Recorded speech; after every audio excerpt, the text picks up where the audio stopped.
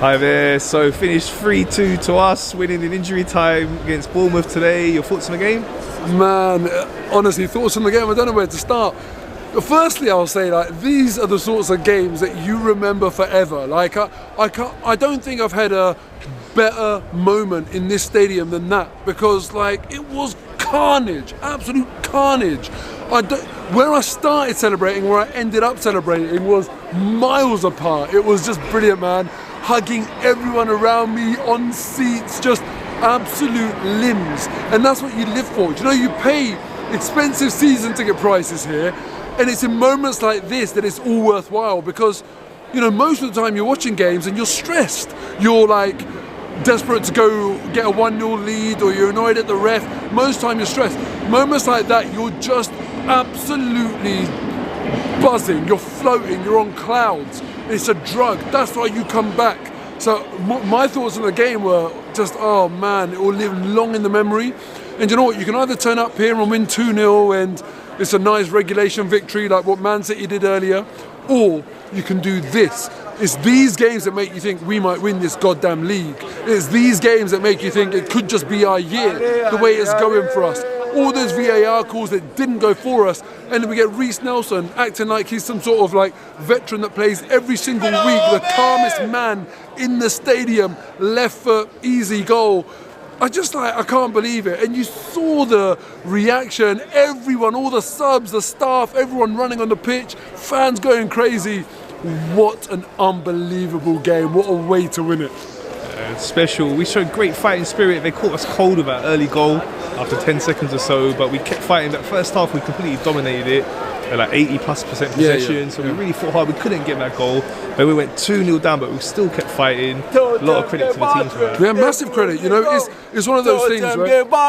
Everywhere they go, and Tottenham lost to Wolves. Everywhere they go. Listen, man. Listen, Listen, a brilliant day.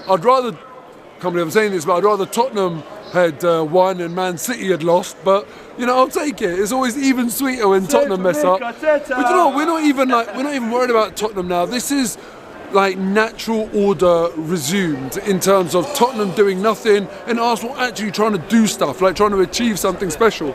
And it feels like we might just do it, man.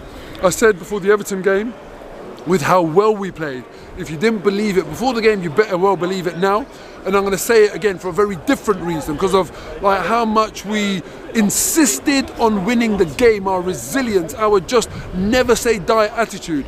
You need quality, yeah? You need to be able to just win some games easily and show quality. That's what we did against Everton. We were nice and clinical and really good football. And you need this as well. You need heart. You need that ability to battle and to believe in yourself. And we did that today. So if you didn't believe it before, you better believe it now. Arsenal can do this, man. How many games to go? 12 games to go? April's tough, don't get me wrong. We've got, I think, Palace, Fulham, Leeds, and our next 3 games. I can't remember the order. And we need to win those 3 games, because April gets very, very tough. But we can do it. You have to believe. Yeah, for sure.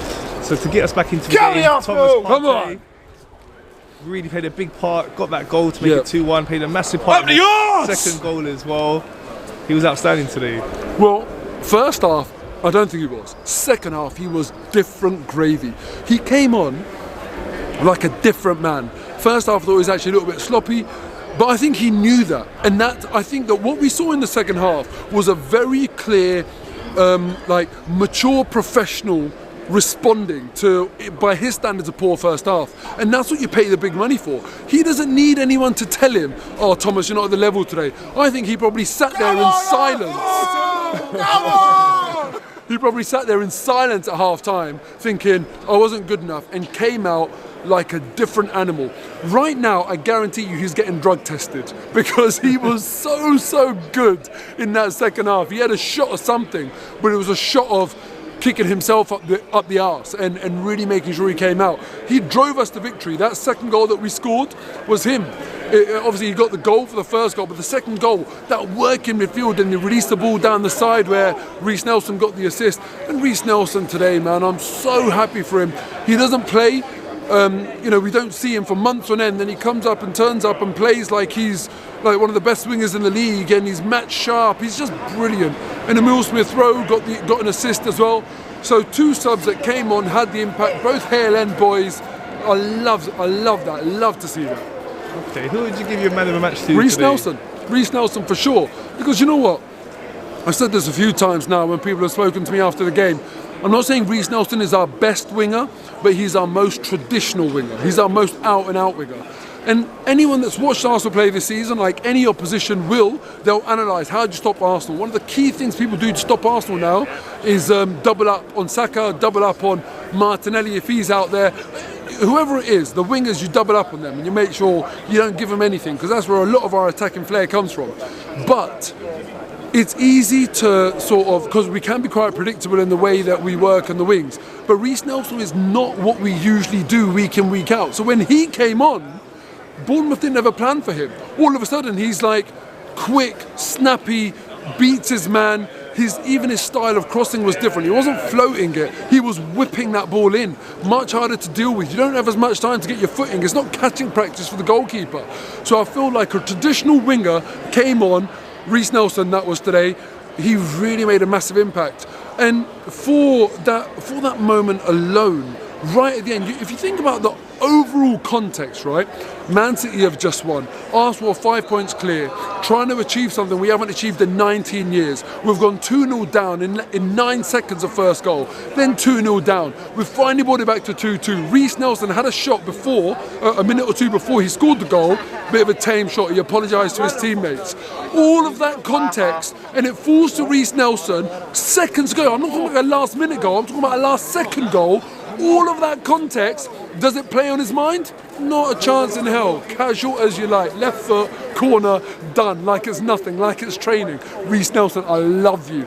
And we've got to give him credit for that. For that moment alone, with all that context I explained, he gets my man of the match. But on top of that, he got the assist. On top of that, he gave his man hell. He beat his man repeatedly. It's absolutely brilliant. Everyone's buzzing. We're all singing today. We're all kind of like off our rocker because of Rhys Nelson. So he's man of the match, and enjoy your weekend, Rhys. You deserve it. He was special today. So just looking at the overall picture now, we've got the Europa League up next.